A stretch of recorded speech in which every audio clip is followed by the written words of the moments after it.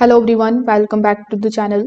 In today's video, I'm going to show you exactly how to fix Microsoft Flight Simulator 2024 stuck on loading language in 2026. Now, this issue usually happens due to corrupted local data or language files or server sync problems.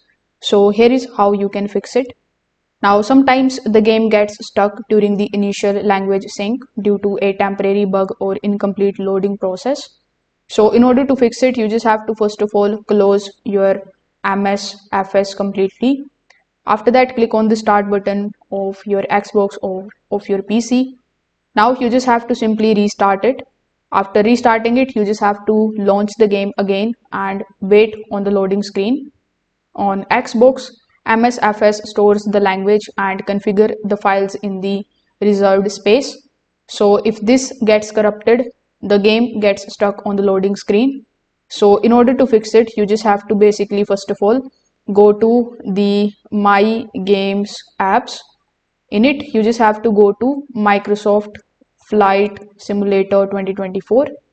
Now you need to press the menu button.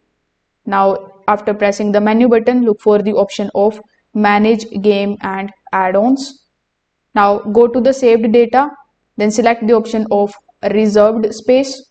Now, click on the option of Clear Reserved Space, then simply restart your game. So, you can try these methods and see if it is working properly.